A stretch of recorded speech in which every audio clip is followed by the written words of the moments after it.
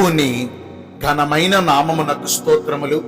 ఈ వాగ్దానమును వింటున్న మీకందరికీ మన ప్రభువును ప్రియ రక్షకుడైన యేసుక్రీస్తు నామములో శుభములు, మా హృదయపూర్వకమైన వందనములు.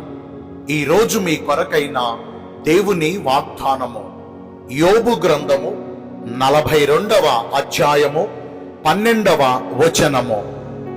యెహోవా మొదట ఆశీర్వదించినంత కంటే మరి అధికముగా ఆశీర్వదించెను. మంచి దేవుడైన యేసయ్య ఈ మంచి వాగ్దానమును నిశ్చయముగా నేడు మనందరి జీవితములలో నెరవేర్చునుగాక. ఆమేన్. ఈ వాగ్దానాన్ని మనము పరిశీలిస్తే ఊజు దేశస్థుడైన యోబును గురించి మనందరికీ బాగా తెలుసు.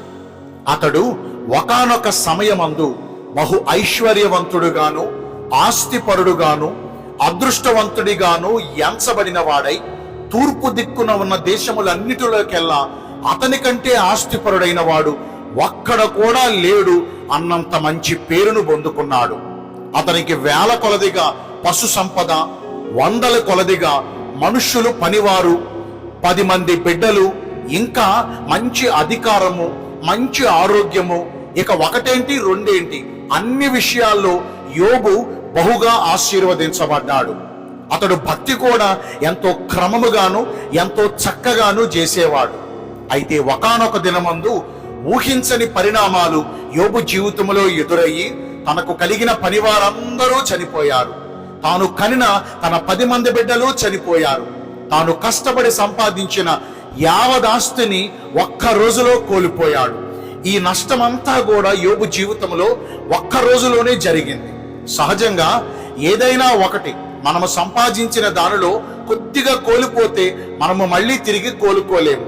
కానీ తాను సంపాదించిన యావదాస్తిని, తన పనివారిని, తన బిడ్డలందరినీ, తనకున్న సమస్తాన్ని కూడా ఒక్క రోజులో యోబు కోల్పోయినప్పటికీ ఇంకా ధైర్యమును వీడక అలాగునే భక్తి చేశాడు.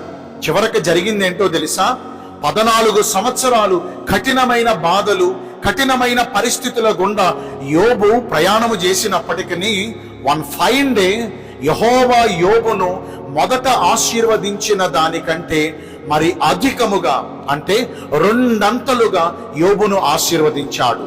అంటే మొదట యోబు ఎంత ఆస్తిని కలిగి ఉన్నాడో, మొదట యోబు ఎంతమంది పనివారిని కలిగి ఉన్నాడో, ఇప్పుడు దాని అంతటికి రెట్టింపు ఆస్తిని, రెట్టింపు సమస్తాన్ని యోబు యెహోవా ద్వారా పొందుకున్నాడు. ప్రియ దైవ జనాంగమా, ఈ వాగ్దానాన్ని వింటున్న మన జీవితాల్లో కూడా గతించిన కాలములో ఒకప్పుడు మనము బాగా బ్రతికిన వారమై ఉండొచ్చు. మనము సంపన్నుల కుటుంబంలో పుట్టి ఉండొచ్చు. మనకు ఏ లోటు లేకుండా అన్ని పరిస్థితులు బాగా మనకి అనుకూలంగా జరుగుతూ ఉండవచ్చు. కానీ ఈ జీవిత ప్రయాణములో కొన్ని ఊహించని సంఘటనలు మనకు ఎదురయ్యి, ఊహించని పరిణామాలు మన జీవితాలలో చోటు చేసుకుని మనకు కలిగిన సమస్తం కూడా మనము ఒకవేళ కోల్పోయి ఉన్నామేమో, శోధనల చేత నలిగిపోతూ ఉన్నామేమో, బాధల చేత, బంధకాల చేత వేదన పడుచు ఉన్నామేమో. ఒక పక్కన మనం కోల్పోయింది ఒక ఎత్తు అయితే, మరొక ప్రక్కన మనకు ఆప్తులైన వారు, మనకి సన్నిహితులైన వారు, మనకి స్నేహితులైన వారు మనలను గుచ్చి హేళనగా మాట్లాడుతూ, మనలను నిందిస్తూ, మనలను అవమానపరుస్తూ ఉన్నారేమో. ఇలాంటి ప్రతికూల పరిస్థితుల మధ్యన నలిగిపోయిన, గుండె చెదిరిపోయిన పరిస్థితులలో ఉన్న మనతో ప్రభు మాట్లాడుతున్నారు. యోబును ఒకప్పుడు ఆశీర్వదించిన దేవుడు, యోబును పరీక్షించుట కొరకు తనకున్న సమస్తమును తీసుకున్న దేవుడే యోబు భక్తిని మెచ్చుకుని ఇప్పుడు యోబు కోల్పోయిన వాటన్నిటికంటే 2 అంతలు అధికమైన ఆశీర్వాదాలు యోబు జీవితంలో దయచేశారు. యోబునకు ఇట్టి ఆశీర్వాదమును అనుగ్రహించిన దేవుడే ఈ వాగ్దానాన్ని వింటున్న మన జీవితాలలో కూడా మనము కోల్పోయినవన్నీ తిరిగి మరలా మనకు 2 అంతలు అధికముగా ఆయన మనకు దయచేయబోతున్నాడు. అయితే మనము ఎలాగున భక్తి చేయాలి? అసలు యోబు జీవితాన్ని మనం పరిశీలిస్తే అన్నీ కోల్పోయాడు, తిరిగి మరలా 2 అంతలు అధికముగా పొందుకున్నాడు. ఇంతకీ యోబు ఎలా భక్తి చేస్తే అలాంటి రెట్టింపు ఆశీర్వాదాలు పొందుకున్నాడంటే, మొదటిగా అతడు శ్రమలలో కూడా తన యథార్థతను విడిచిపెట్టలేదు. ప్రతికూల పరిస్థితులు ఎదురైనప్పటికీ తన నిజాయితీని విడిచిపెట్టలా, తాను చేస్తున్న భక్తిని మానలేదు, తన భక్తి క్రమాలు ఎక్కడ కూడా వెనకడుగు వేయలేదు, తాను దేవుణ్ణి ఆరాధించడం మానలేదు, తాను దేవుణ్ణి స్తుతించడం ఎంత మాత్రము విడిచిపెట్టలేదు. ఇదే కదండి యథార్థత అంటే. కాస్త ప్రతికూల పరిస్థితులు ఎదురైతే, కాస్త సమస్యలు ఎదురైతే మనము దేవుణ్ణి నిందించడం మొదలు పెడతాం, దేవుడు నాకు అన్యాయం చేశాడు అని మాట్లాడటం మొదలు పెడతాం. వాస్తవానికి దేవుడు అన్యాయం చేసేవాడా? సర్వశక్తుడు దుష్కార్యము చేయుట తగిన పనేనా? నరుల క్రియలకు తగినట్లుగానే ఆయన వారికి ఫలమును దయచేస్తాడు. మన జీవితాలలో మనం ఏది పొందుతున్నామో, కష్టాలు అనుభవిస్తున్నామా అది మన క్రియల ఫలితమే, శ్రమల గుండా వెళుతున్నామా అది మన క్రియల ఫలితమే, నష్టపోతున్నామా అది మన క్రియల ఫలితమే. మనము ఏదైనా ప్రతికూల పరిస్థితుల మధ్యన వెళుతున్నప్పుడు దేవుడు నాకు అన్యాయము చేశాడన్న మాట ఎప్పటికీ మన నోటి వెంట రానివ్వద్దు.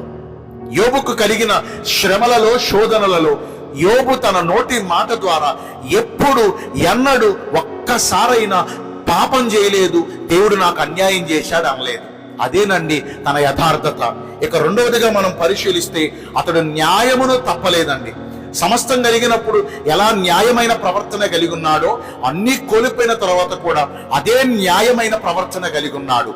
తన న్యాయమైన ప్రవర్తనే తన రెండంతల ఆశీర్వాదానికి కారణమైంది. ఇంకా ఆ తర్వాత మనం పరిశీలిస్తే అతడు యెహోవా దేవుని యందు భయభక్తులను కలిగి చెడుతనమును విసర్జించాడు. దేవుని యందు భయభక్తులే కలిగి ఉన్నాము అనుకుంటున్నాం కదా, మనం చేస్తున్న చెడ్డ పనులు, మనం చేస్తున్న పాపిష్టి పనులు, మనలో ఉన్న అతిక్రమాలు, మనలో ఉన్న అవిధేయతలను విడిచిపెట్టగలుగుతున్నామా? దేవుని యందు భయభక్తులు కలిగి ఉన్నాం, దేవుణ్ణి ఆరాధిస్తున్నాం, దేవుణ్ణి సేవిస్తున్నాం, దేవుని మందిరాలకు వెళుతున్నాం అనుకుంటున్నాం, కానీ మన పాపాన్ని ఏమైనా విడిచిపెట్టగలుగుతున్నామా?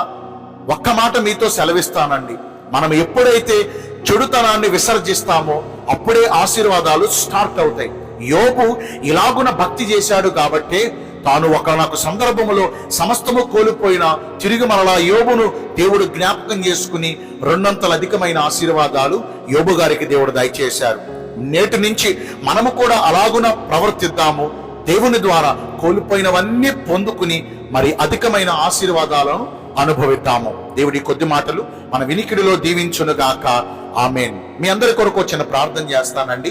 పరిశుద్ధుడా, ప్రేమ కలిగిన యేసురాజా, మీ కృపగల ఘనమైన నామమును బట్టి నిండు మనసుతో కృతజ్ఞత స్తుతులు స్తోత్రములు వందనాలు చెల్లిస్తున్నామయ్యా. యోబును మొదట ఆశీర్వదించినంత కంటే మరి అధికముగా ఆశీర్వదించారు. నేడు మేము కూడా యోబు వలె ప్రవర్తించి మీ ద్వారా అధికమైన మేలులు పొందుకునే కృప మా అందరికీ దయచేయండి. ఈ రోజున ఎందరైతే పుట్టిన రోజులను, వివాహ దినములను, ఇతరమైన శుభకార్యములను జరిగించుకుంటున్నారో వారందరికీ మెండైన దీవెనలు కుమ్మరించమని, మీ రాకడ కొరకు మమ్మను సిద్ధపరచమని యేసుక్రీస్తు ప్రశస్త నామమున ప్రార్థించి వేడుకొనుచున్నాను మా ప్రియ పరలోకపు తండ్రి. ఆమేన్. May God bless you all. Thank you.